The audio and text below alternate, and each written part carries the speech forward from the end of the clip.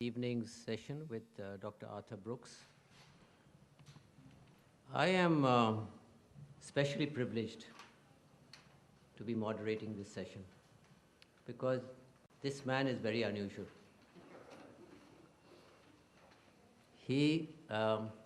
You read his bio, but and it's been circulated by Kiran, so you know what all he's done. But 12 years as a musician, you know, amazing. From music to public policy, writing books, thoughtful books, controversial books, yeah, and heading now a major think tank. Is it right? Shall I call it a think tank? American Enterprise Institute. And he has two of his colleagues here with him, Daniel, who is guilty of not visiting India for many years, took a president to bring you, and Sadanand Dhume, who writes a lot on India, amongst other things. Not very generous to India lately, not very kind, but it's okay, you're welcome. You're welcome. And his books, the titles, the themes of Arthur Brooks are just quite amazing. I missed out, he was a professor also at Syracuse University, I didn't say that. So, what a spectrum of experience in your life. How old are you? You're not a woman, so I can ask you. 48. My God, you're so young. That's amazing. In 48 years, he has packed in, Mr. Trivedi, a couple of lives, I think, if not more. You must have started from his previous work. There you are. There you are. And he's going to speak to us today about a very interesting subject, I think worldwide, but especially in India, the moral case for capitalism. Is there a moral case for capitalism? There is a moral case for capitalism? Okay, we're going to hear about it. He's going to speak to us about that. Great interest to us, and I think that's drawn people like Mr. Dinesh Trivedi. Where's Gurcharan? He's there. Gurcharan Das. He should be moderating this session. He's a great author, great thinker in India, and many other distinguished people. So, with that brief introduction, Arthur, over to you.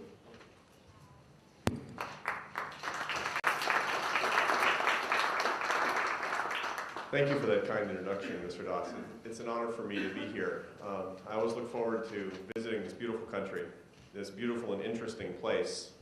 As you heard, I'm joined by my colleagues, Daniel Bletka, who's the Vice President of Foreign and Defense Policy at the American Enterprise Institute, and Sadanand Dhume, who writes about India for us.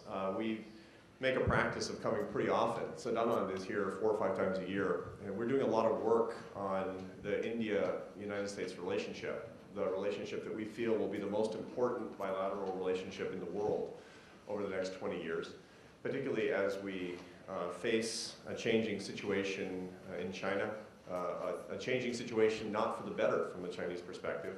The relationship between our two countries will be of increasing importance, and we feel it's our mission to inform our policymakers about that, which is one of the reasons that we're here, and one of the reasons I'm delighted to be with you here tonight. I've been asked to speak about the moral case for free enterprise. This is something of great interest to me, despite the fact that I'm an economist. Economists never talk about morals. Economists talk about money and efficiency. And the idea of morals is something that doesn't come to us easily. I know that you know that. But that's too bad, and it's a mistake. And I'm going to tell you why I think it is a mistake and how we need to take into account the moral case for free enterprise. If you join me in believing that free enterprise is the best system to help the most people in the world, the only way that we can fight for it is by making a non-material case. Now, to give you a bit of context, this is not our first stop in this tour of India. On the contrary, the first place that we visited was Dharamsala, where we were meeting with His Holiness the Dalai Lama, talking about this very subject. In a conversation between the American Enterprise Institute and His Holiness, we're talking about the role that the morality of free enterprise plays in our changing world. This is a dialogue of vital importance if we're going to protect the system. We'll justify the system, and it will continue to lift people up. So let me start by telling you why I think it's important. Now, when you're trained like I am as an economist, you never discuss the morality of anything. How I realized that was a mistake came to me in a personal experience I want to tell you about. And after the financial crisis, I noticed that I was having a lot of arguments with my friends and family. My family, to give you a bit of background, none of them are advocates of free enterprise. They're statists. They believe in big government. They have no connection to business. They're people of the left. I come from a city in the United States called Seattle. Some of you have heard of it. It's on the Pacific Ocean, and is the hotbed of leftist thinking. My parents are artists and intellectuals in a leftist place. So just imagine, use your imagination. You can understand that it's not very fun for me to have a family reunion. So I was having a family dinner about 4 years ago after the onset of the financial crisis, and we were arguing about free enterprise. I was there with my wife. My wife is Spanish. She's an immigrant to the United States. And like most immigrants to the United States, she loves our country. She loves America. She loves the possibilities and the opportunities in America. I know all of you have been to the United States. And so you know that there is a certain sense of limitless opportunity in the United States. Immigrants love that. There's so many Indian Americans who value that so highly. And so my wife's a real warrior for these principles. And we were suffering through a dinner with my family. And they were saying that the problem with the free enterprise system is that it hurts the poor, that we need more regulation, we need a stronger state, we need more laws that limit economic activity. And if we get that, then finally the poor people will be treated with true fairness. They asked me what I think. They're just being polite because they love me. They don't really want to know what I think. But I told them what I think anyway. I said, the problem is not that the free enterprise system is too strong, it's too weak. So we need less regulation, we need lower taxes. And then we can bring in new businesses and create jobs and we can come out of the financial crisis. And my sister-in-law, who's a lovely person, she doesn't agree with me on anything. And she says, you know what, I hear what you're saying, but I just read an article in the newspaper. I read an article about a little girl who lives with her mother in a car. What is your free enterprise system going to do for her? And I lost the argument. Now, I'm the president of the American Enterprise Institute. We specialize in public policy, and I lost the argument. Now, later as a matter of fact, I looked like a bad person because I was talking about money and taxes, and I told them about OECD tax rates, and they cared about the little girl who lives with her mother in the car.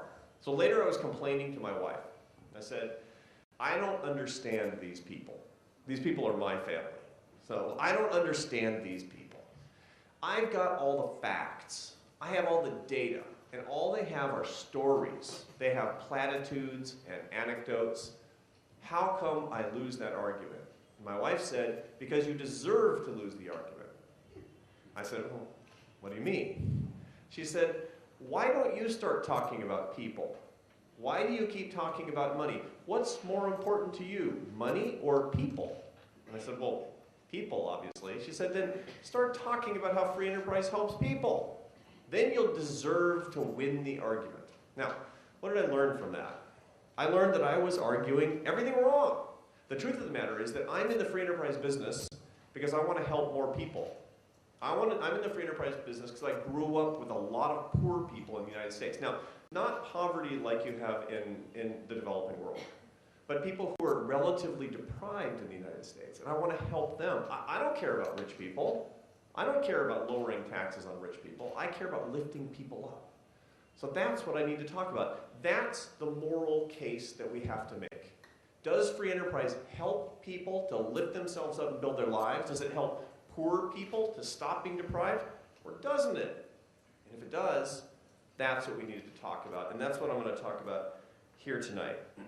Now, many of you follow politics a little bit in the United States, and so I want to fill you in on a kind of an interesting paradox about politics in America today. When you look at polling, public opinion numbers, you notice that 70% of Americans say they love free enterprise. They love capitalism. They think it's the best system for America's economy, even in spite of the recession, right, that we've just suffered. At the same time, you find that people vote for politicians who are doing great violence to free enterprise. It's a real paradox. Everybody says they love capitalism, but then they vote as if they hated capitalism. Maybe that sounds familiar. This happens in places all over the world. People say they want freedom, but then they vote for economic non-freedom. They vote effectively for socialism. Well, people are human. People want free things, is what it comes down to. But you find in the United States that it's particularly alarming. So when my institution was founded in 1938, it was founded because the government was so big at the time, all levels of government, state, local, federal, were occupying 15% of American GDP. Today it's 40%. In the year 2038, it will be 55% of American GDP, which is precisely where France is today. The truth of the matter is, despite the fact that everybody thinks that America is capitalist and Americans love capitalism, we are a European-style social democracy, and we will overtake Europe in terms of social democracy in a very few years. So what explains this paradox? Strange paradox of behavior. Well, there are three explanations. There's a leftist explanation, there's a right-wing explanation, and there's a correct explanation. And so I'm going to give you all three. Okay? The left-wing explanation is that Americans like socialism. They actually want a large and growing state that gives them everything. Okay? If you read writers for the major media, major newspapers in the United States, the New York Times, the Washington Post, the list goes on, you find that this is European-style social democratic statist thinking. This is how the major media work in America. Okay? Now, you will see that the writers believe, and most academics in America, the intellectual infrastructure of my country, they're elite academics of the left, believe that Americans in their hearts want to live in a socialist country. That's what they think is best for them. Okay, now, the data simply don't back that up. So what do people on the right think? People on the right believe that the reason that we have this paradox, where people vote as if they don't like free enterprise, is because we haven't shown Americans enough data. We need to get more facts, more statistics in front of Americans. And if we do that, then Americans will open their eyes and say, oh yes, free enterprise, that's the way we need to go, because it's more efficient. That's wrong too. I've been trying to show people data my whole career. And I told you the experience at my dinner table, it doesn't work. The correct explanation of the paradox, the reason that people say they love free enterprise but act as if they didn't, is because we fail continuously to make a human, cultural, moral, social case for free enterprise. So how do we construct that? And the answer is we go back to a little bit of American history. Now, the United States was founded in the 1770s and 1780s by people that you know, famous figures in history, George Washington, Thomas Jefferson, etc. They were not materialists. They were moralists. They believed in the moral case for a free society. How do I know that? Well, we have a document called the Declaration of Independence. Some of you have probably read it. If you were a school child in the United States, you'd know parts of it by memory, or at least you would have a few years ago. Who knows what they learned today? I know that my kids learned a little bit less of that than I did. But you would know, if you were an American, that our founders believed that God gave us certain rights, and they were enumerated in this list. Life, liberty, and the pursuit of happiness. And those things are enumerated in the American Declaration of Independence, that we were endowed by our Creator with certain unalienable rights. Those three. Now, those are not materialistic promises. Those are moral promises. There's nothing about great riches and wealth. There's nothing about starting businesses. There's nothing about taxes and GDP and growth rates. No. Life, liberty, and the pursuit of happiness. It sounds like something that would come from the Dalai Lama, not from George Washington. So, what does it mean? I pondered that for a long time. What does the pursuit of happiness actually mean? What did George Washington mean by that? Now, there's a lot of history that you can study, but I'm a social scientist. I'm interested in what the data say about the pursuit of happiness. What does it actually mean in our society? I became so interested in that I wrote a book on the economics of happiness, and I discussed it here 2 years ago. The Economics of Happiness is a book that I wrote called Gross National Happiness. And in it I asked, what does the pursuit of happiness mean in our modern economic lives? And I studied lots of data. I studied the difference between happy people and unhappy people. For years I looked at it. I was a college professor. I taught at Syracuse University, and that's what I did all my work on for a long time. And so I learned, I can tell you if people on the political right are happier or unhappier than people on the political left. I can tell you if men are happier or unhappier than women. People who are religious, are they happier or unhappier than people who are not religious? I know the answers to those questions, and maybe later you want to ask these things. I'd be happy to share those with you. But I want to tell you the single most interesting thing that I learned when I was studying the economics of happiness. The single most interesting thing that I learned was the unhappiest age in a man's life. Okay, now I've looked at a lot of countries and I've looked over a lot of years, and it turns out that there is an identifiable average unhappiest age in a man's life. So when do you think it is? When do you think men, I say now incidentally, why do I say men? Because women don't have it.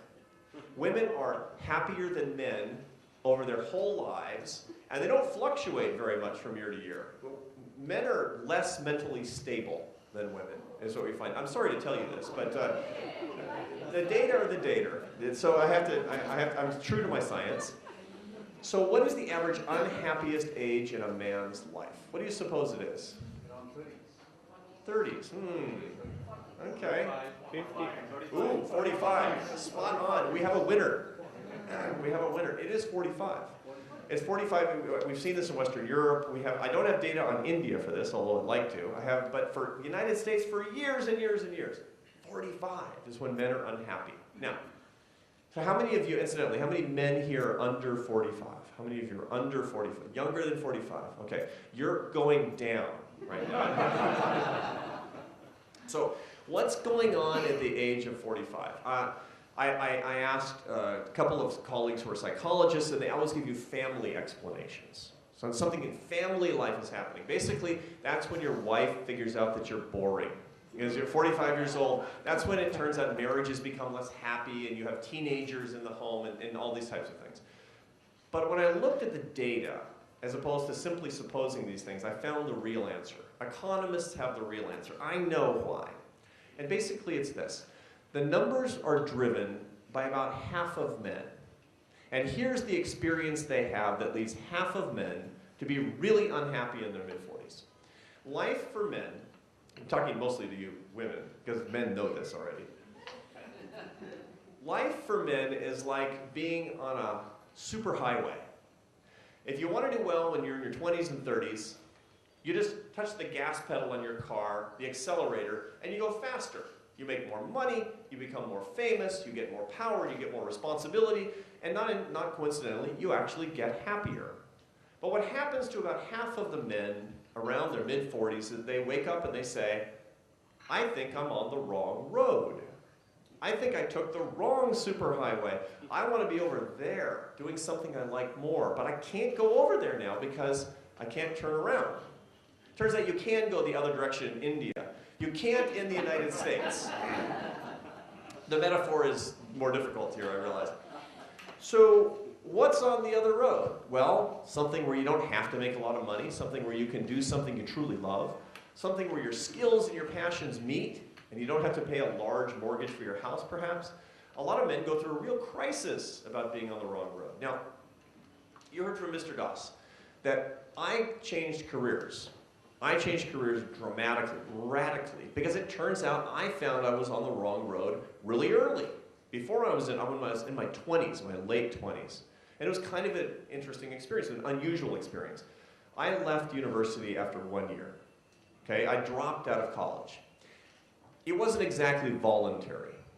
We had an agreement with the college that I should go someplace else. And this happens to people sometimes when you're 19 years old. Some of you have kids, and some of you perhaps had this experience.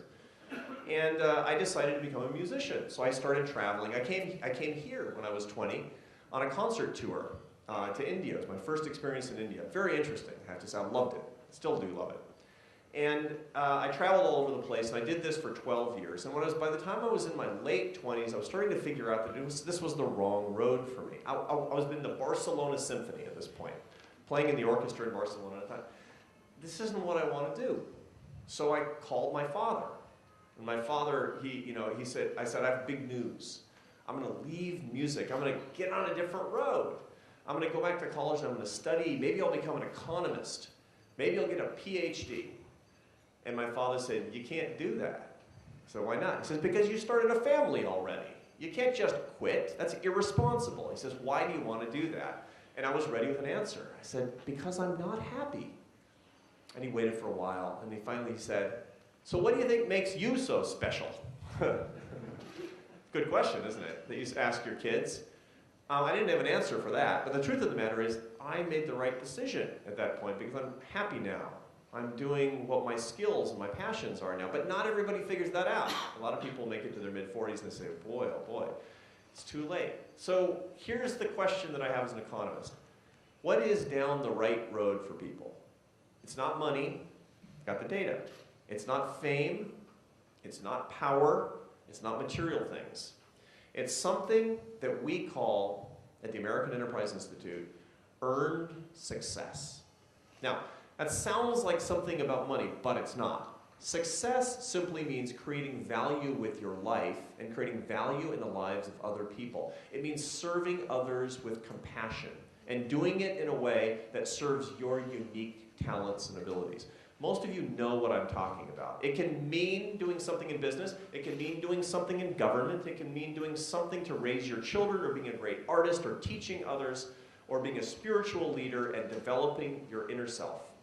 This is truly important, to earn your success, but you have to sacrifice for it, and you have to work hard for it, and it has to be something that truly speaks to you. Now, I don't say this as a religious leader.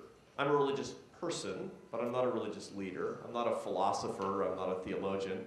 I'm saying this as an economist. I'm saying this as somebody who's looked at a lot of statistics. You need to earn your success. Turns out that when you compare two people, and I have data from the University of Chicago, you were at the University of Chicago. Who was at the University of Chicago? I was talking to somebody? Yes. Yes, indeed. Oh yeah, the University of Chicago. University of Chicago collects the best social data in the United States and has been doing it since the early 1970s.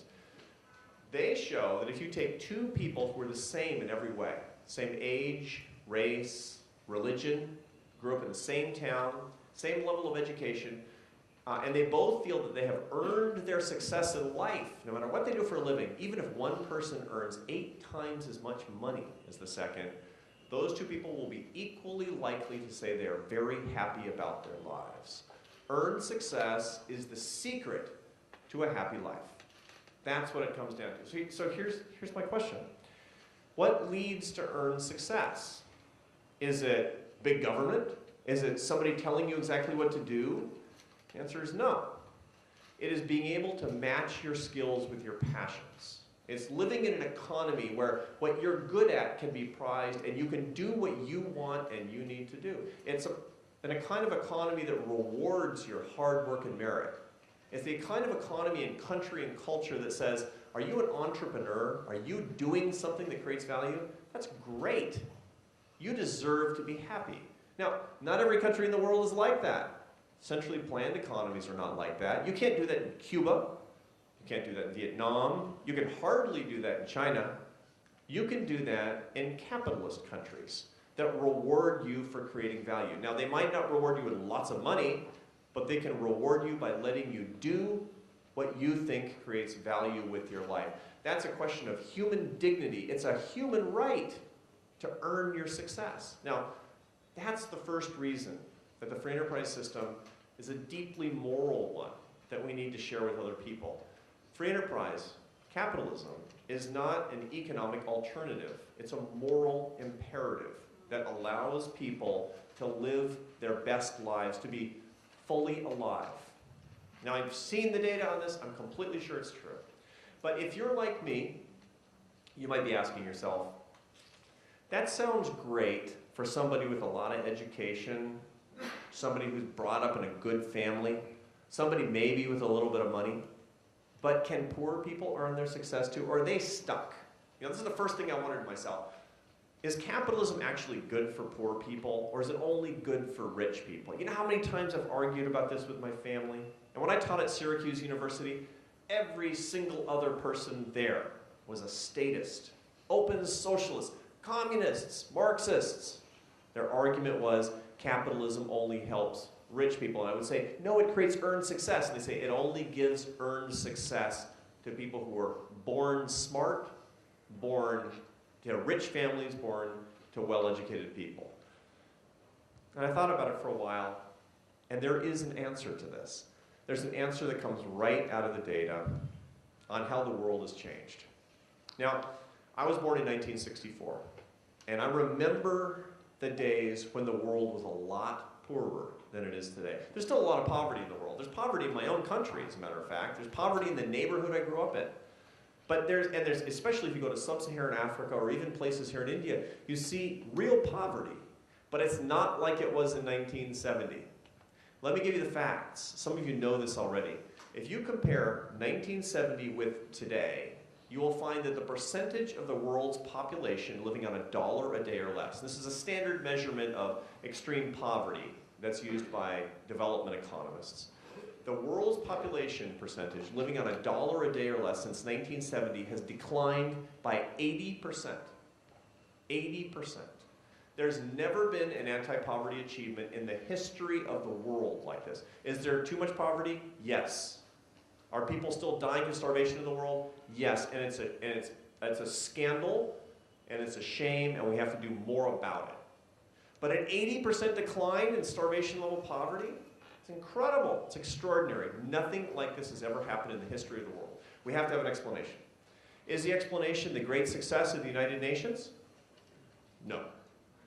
The World Bank, the International Monetary Fund, global socialism, central planning?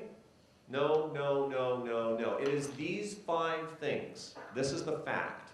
80% reduction in world poverty has come about because of globalization, free trade, the rule of law, property rights, and entrepreneurship. In a nutshell, it is the values of free enterprise that started to spread around the world after 1970.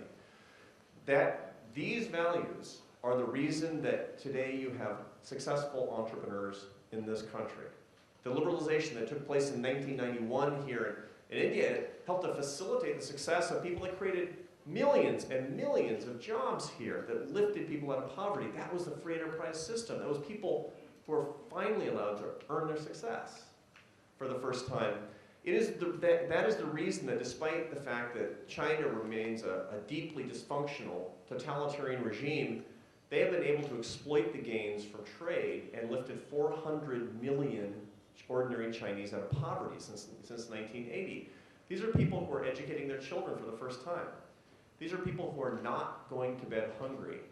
And a lot of you in this room who participate in the free enterprise economy, a lot of you who are educated, a lot of you who spread these values, you are doing this. You are doing a deeply moral thing by participating in capitalism, fighting for capitalism, and spreading capitalism around the world. Somebody will not bury his child in sub-Saharan Africa today that you don't even know because of these values. Nobody can tell you that this is not a deeply moral system that saves lives. It is only an intellectual who could try to rationalize the idea of central planning under such circumstances. And I would ask you to join me in repudiating the ideas of socialism when so many lives, frankly, are at stake. So here's where I want to leave it, because I know we're going to get to some questions and answers, and I want to hear what Mr. Doss has to say. But let me summarize. The case for free enterprise is not material. The case for free enterprise is not financial.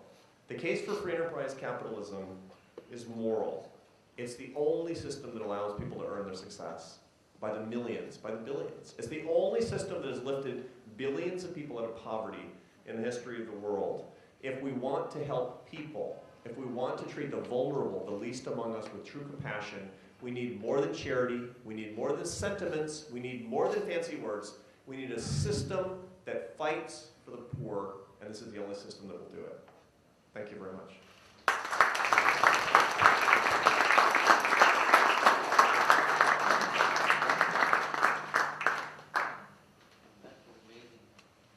Ms. Brooks, my question is... Just give me a minute. Oh, sorry. I'll come.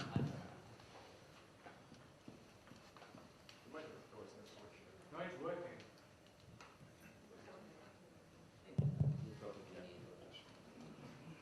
Are you getting acceptance of your thesis?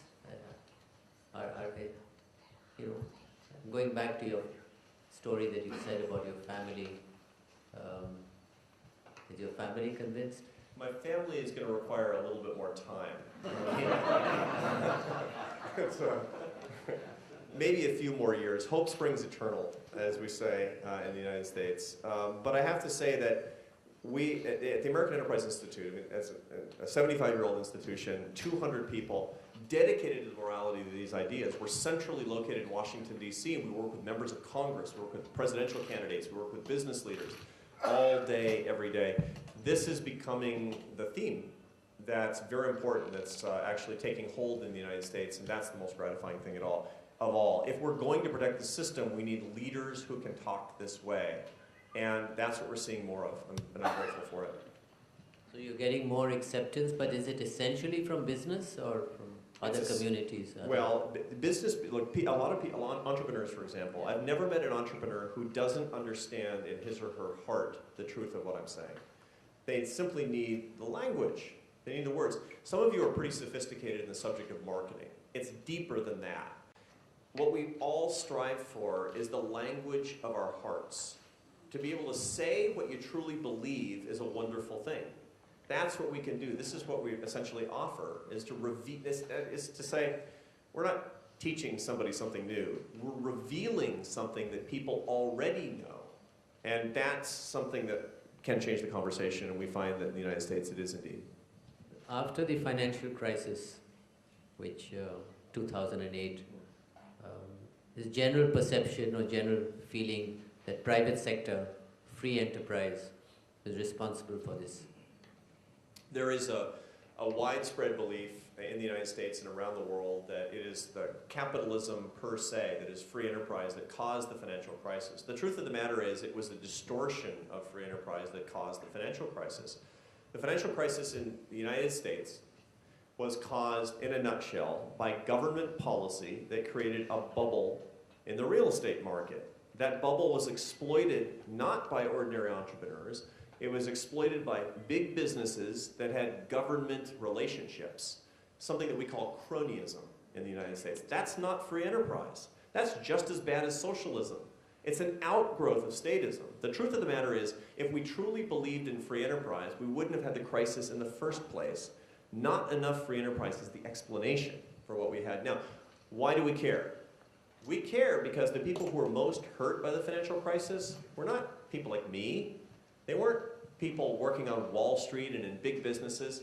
These people were inconvenienced. The people who were truly hurt by this are the poor, people who have no responsibility for this crisis, people who have no responsibility for big government bureaucracies that are unaccountable to the people, for crony capitalists in the private economy who have no accountability to the people. This is a scandal. It's a crime against the poor, and it always will be. Every time the government is unaccountable, every time that big business becomes too close to the government, these are threats to liberty, which should offend us all morally, but most of all, these are uncompassionate things to do to the poor who ultimately suffer the most. Sir, you had a question. Yeah, my question, Ms. Brooks, is you seem to be equating free enterprise and capitalism, it seems to me. Now, you mentioned that China, amongst many other countries, has raised many people from about $1 a day to much greater heights.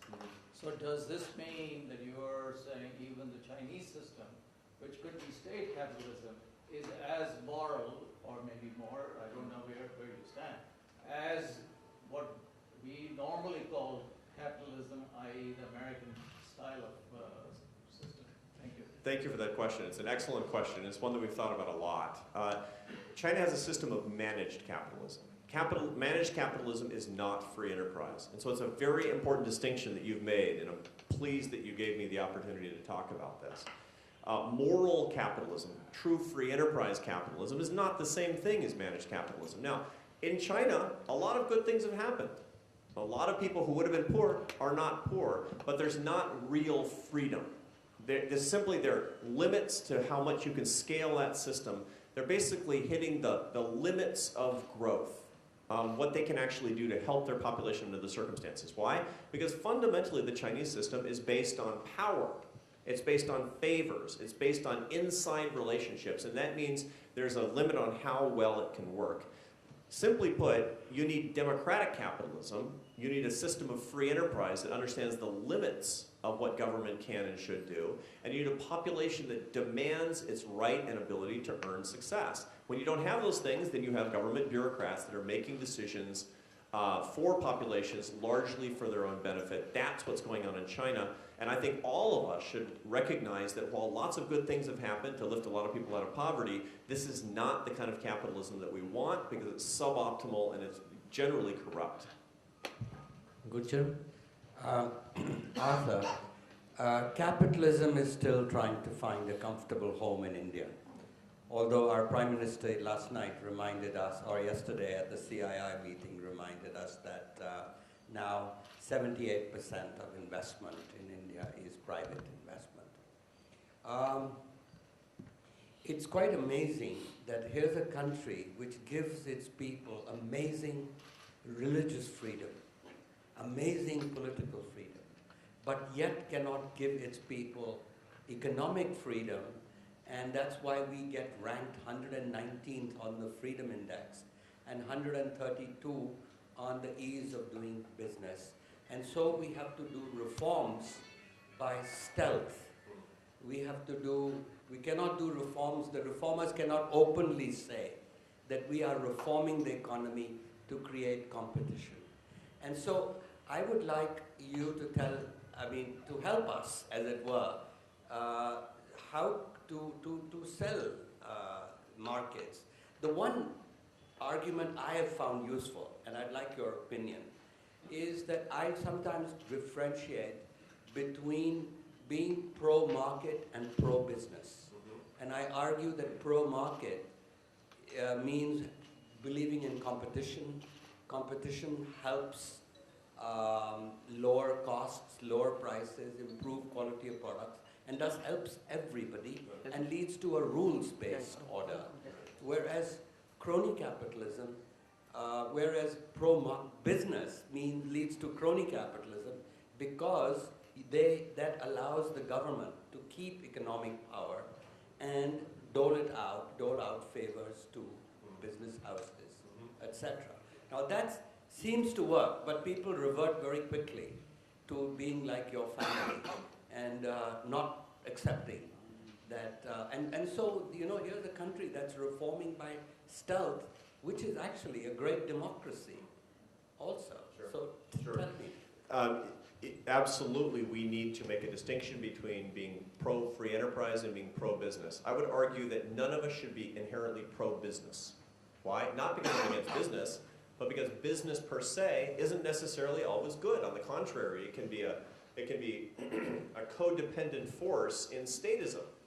It can be accumulating power that ordinary citizens don't have in an unfair, immoral way. So there's no reason to be pro-business. You should be pro-people. You should be pro-freedom. That's my view. Now, how do you make the case?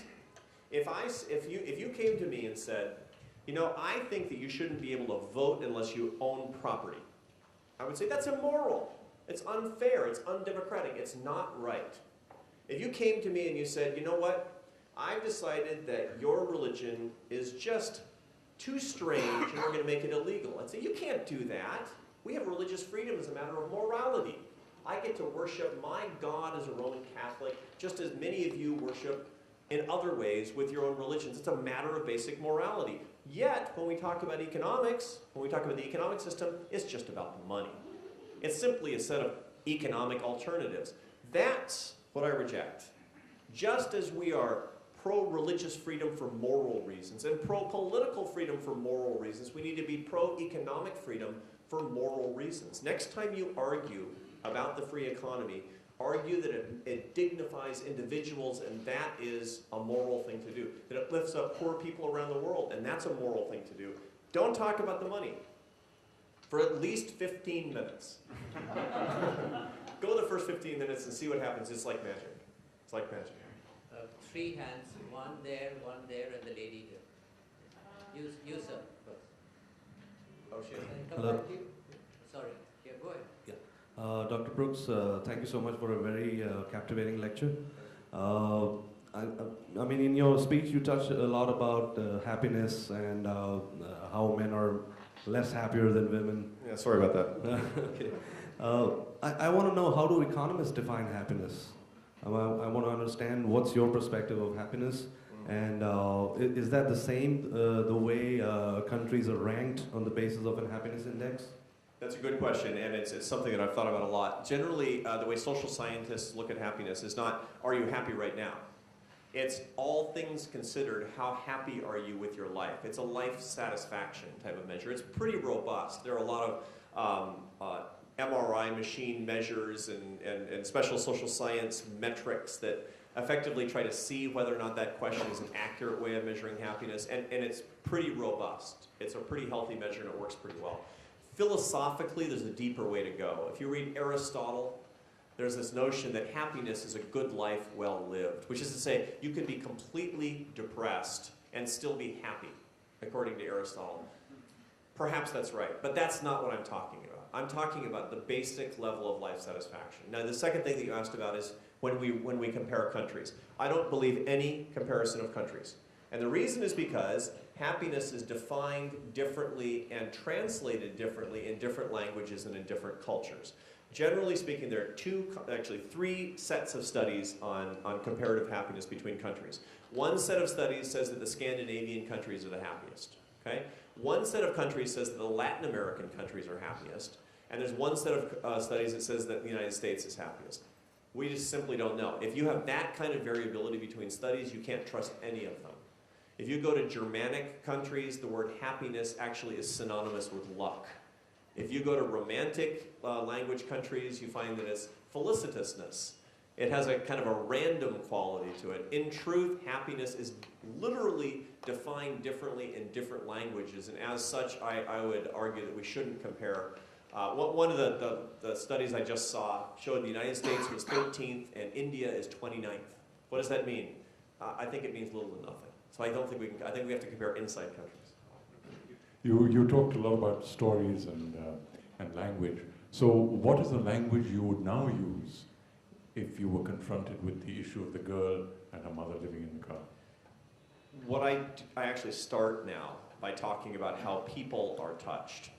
Here's the interesting cognitive truth. You have approximately 10 seconds for people to figure out who you are and what you're about. Literally 10 seconds. It sounds horrible, and I wish we had more time for people to figure out who we are and what we're all about. But you get 10 seconds. How are you going to spend your 10 seconds? Are you going to talk about OECD tax rates? I recommend that you don't do that. I recommend that you say, you know why we need free enterprise? Because it helps poor people. It helps homeless people. It helps people in developing countries, and that's what I care about. Your frame, you can back it up later. You can give data later, evidence later, and you can talk about studies and social science later, but you just told everybody in 10 seconds, what I care about is poor people, people who are vulnerable, and treating them with compassion. That's the important thing. And then go on to talk about individuals who can and have been helped by the system. Only later go on to the way that economists traditionally talk about it. It's a much more effective approach because it actually speaks to the way that we think, why we're moved by this particular system, and we want to employ these values in the first place. Dr. Brooks, thank you for sharing your thesis, interesting thesis with us. I think in all the data that you've given us, and especially the one where you talk about 45 men being unhappy, I think probably I would call it a midlife crisis, but I think you probably leave out PMS for women, so that kind of plays a big role there. But it's interesting that you should speak about compassion and earned success, because we would consider earned success to be contentment, in one word. My question to you is this. Preceding George Washington, when Adam Smith, in fact, was laying down his theory of capitalism and free enterprise, he made a very strong case, rather not case, in your words you said a human, cultural, moral case for capitalism. What he said was that for free enterprise to function, there has to be a strong moral fiber that backs it. And I think that's what was missing when we saw the 2008 meltdown, considering that the US is the most free country in the world. I think, which brings me to this one quote by Mahatma Gandhi, where he says that there is enough on the planet for every man's need, but not every man's greed. And we've seen the effects of that. So how would you react to that? You make a wonderful point. So you bring up Adam Smith, the father of modern capitalism.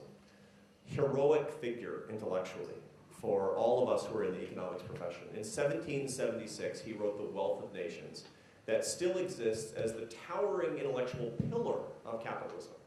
But that's not his first book, nor his most important book. You struck on it just now.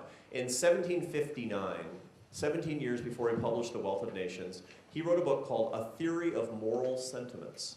He worked out the ideas of a culturally, morally healthy society that were the predicates for free enterprise, for what we understand as free enterprise. It is absolutely the case that capitalism and socialism and Marxism and any other system that we want will be misused if it's not for the virtue of people. That's the reason that all of us have a responsibility to lead morally upstanding lives. I mentioned at the beginning that we had the privilege of spending time with the Dalai Lama. The Dalai Lama says that a good life has 3 parts in order: moral living, concentrated meditation, and wisdom. It starts with moral living. It turns out Adam Smith agrees with the Dalai Lama. It starts with moral living. We actually have to work out in our families, what we teach our children, how we set up our education system, how we call each other to account, to live in a morally upstanding, honest way, filled with compassion for other people. Because if we don't, then capitalism will be predatory, and socialism will be predatory, and every other system will be somewhere between predatory to murderous. And there's nothing else that we can do. There's no substitute for moral living. Thank you, Professor Brooks. I'm actually a student at Cornell University, so pretty close to you. Yeah.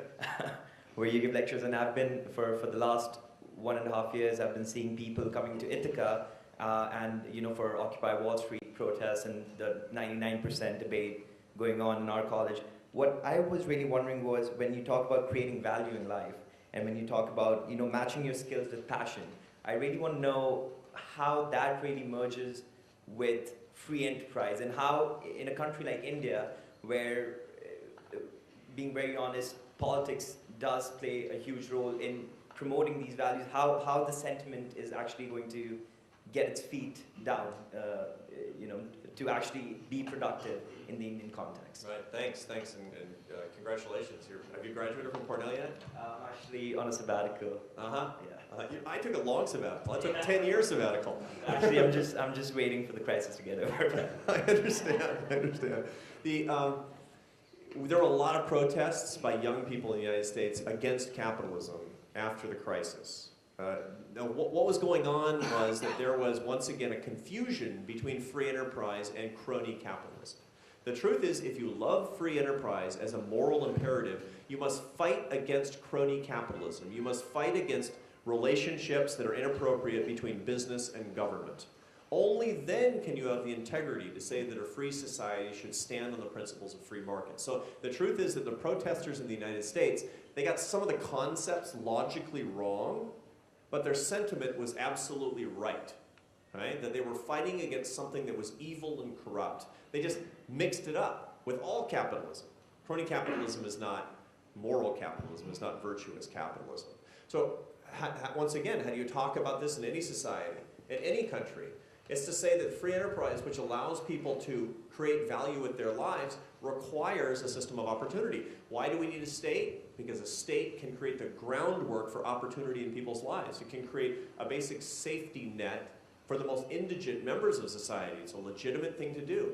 It can rectify market failures where we need public goods, where we have problems with pollution and crime. That's what governments are there for, such that people really can match their skills with their passions, such that they can get an adequate education and people can rise as a society starts to develop. Just as the United States developed from being a relatively backward country into a very prosperous country. It was on the basis of the concept of merit and earned success and the government doing what's required to create opportunity, as opposed to giving favors to friends, as opposed to socialistically passing out benefits to the highest bidder, as opposed to simply giving everybody everything that they want on the basis of taking something away from those who are prosperous. Those are completely different ideas, and seeing it once again as a human right puts us more or less on the right track.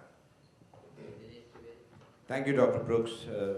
You know, the very fact we talked about happiness and marriage and stuff like that. Let me tell you, in India, every married man is happy. And the reason is, it's a happily married life where the wife is happy and the husband is married. But the fact is, you have to labor. That's the story of our lives. And we better believe that. Yes. You tend to agree with that. You know, the very fact is we have to labor about talking about morality and capitalism. The very fact is you have to labor means something is not right somewhere. So when you ask somebody that, are you divorcing your spouse? It means something is wrong somewhere. Otherwise you won't ask this basic question. And what is morality? Even of late, what I read, the Excellency the Pope also is trying to find out what is morality. The fact is, if you go back in history, and if you see the world at large, I think today there is more stress. When I went to America for the first time, the immigration officer would smile at me and say, hello, howdy, how's life, how's family? Today, virtually you have to take your pants off. Virtually. They have started with the belt, and I'm sure now the pants and also would be off. So what I'm trying to get at, if capitalism was such a great idea, the world would be living under such tensions. Today we are all captive. Where is the freedom? Where is the dignity? And if you talk about the Indian example, after 91, the gap between the rich and poor has really increased. Actually, it has increased. We have Fortune 500, many millionaires, which is a good thing. But that has not really happened to decrease the gap. Perhaps they are more hungry in India than all sub-Saharan countries put together. Now, what I'm trying to ask you talked about dollar. When I went to United States, gasoline was 22 cents a gallon, self-service. Today, it's more than $2. So the value of dollar itself has gone so low. So I don't know whether that example really works or not. So my question is, what do you think if one person, mentioned about Occupy Wall Street, if one person of the people, and government and business are always together, who are the biggest donors to the presidential elections? Who are the biggest lobbyists? That's a fact of life. See, world cannot be perfect. So how do you see this if there is so much of stress and there is so much of concentration of wealth? How does all this thing happen? Well, you asked a couple of different questions, important questions. The first is, why is it so hard to make the moral case for capitalism? It's a little unnatural, right? Well, the truth is, making the moral case for anything at any particular time can be difficult to do. We have a hard time making the moral case for proper capitalism because we haven't learned how to do it. But I'll actually remind you that in a lot of places in the world, typical moral things like marriage that you bring up are difficult to talk about in a moral way as well.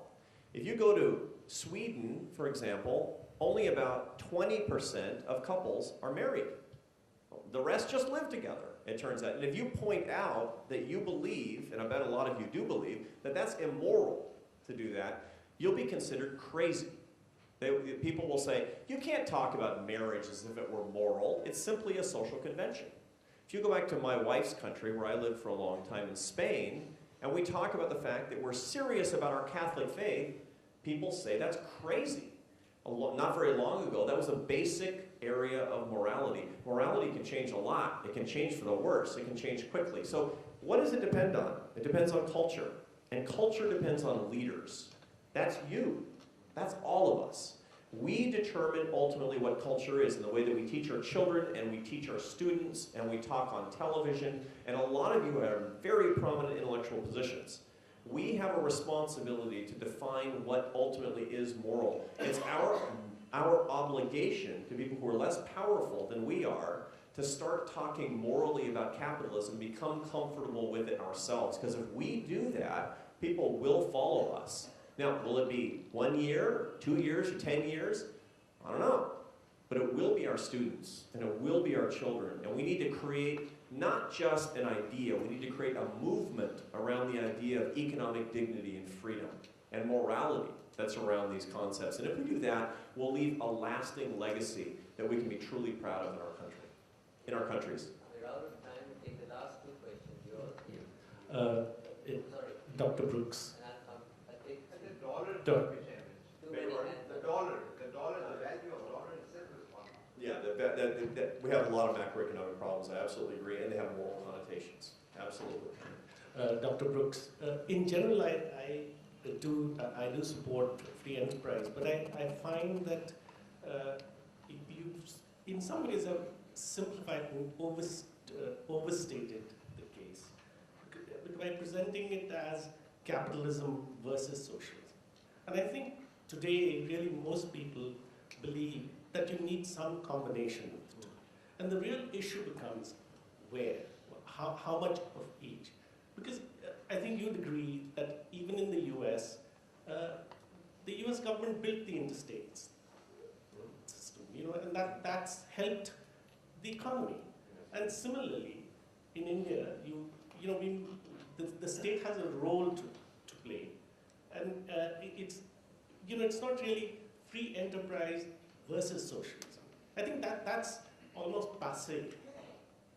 No, look, I agree. You are correct. Pure capitalism is not the goal.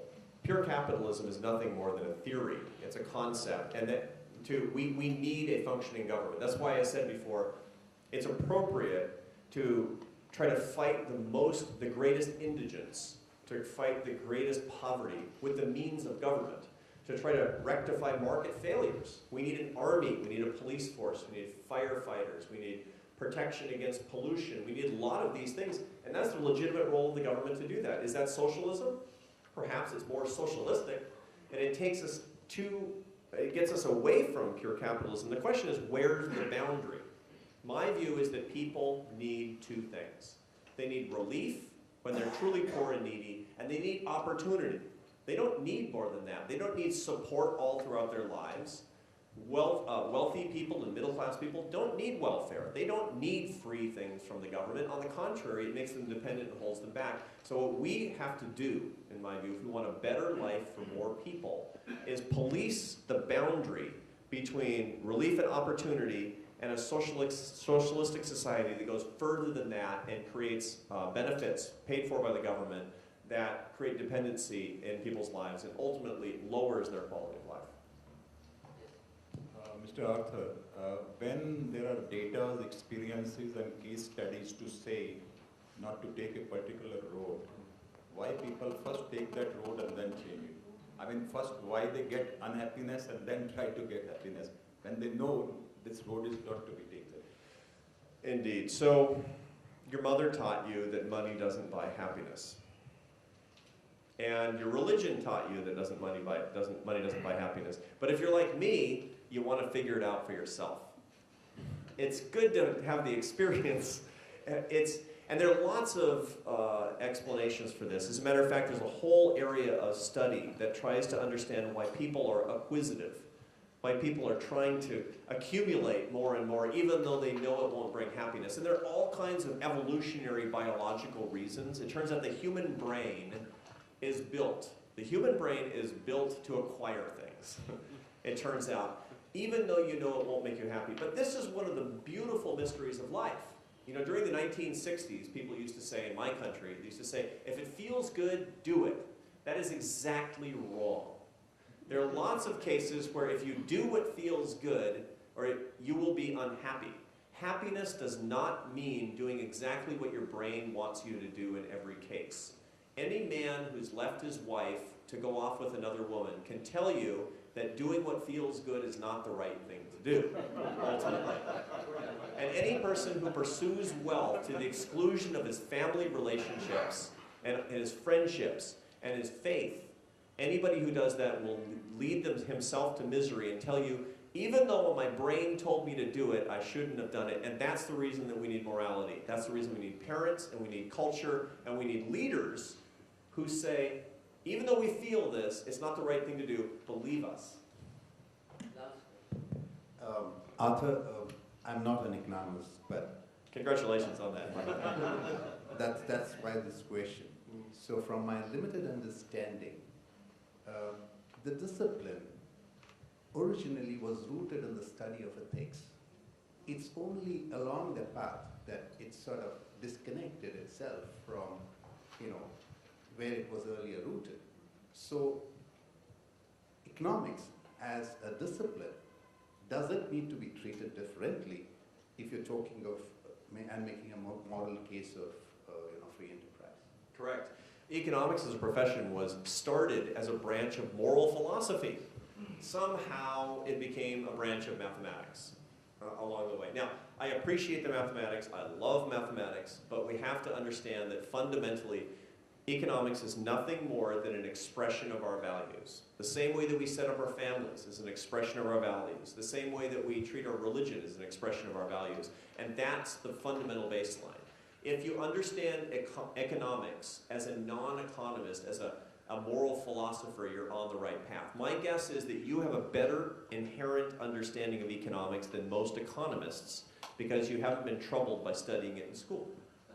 And that's the wisdom that we ultimately need today. Before we finish, I'd like to say it is a real honor to do an event like this for you. Incredibly interesting, amazingly articulate, but I'm not sure whether on which side of the table I'll be at your family dinner.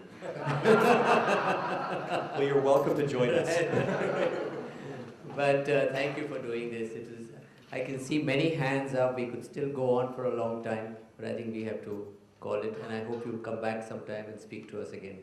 Are you working on another book? I am. Yeah? I'm working on a book about how to lift up the poor through free enterprise around the world.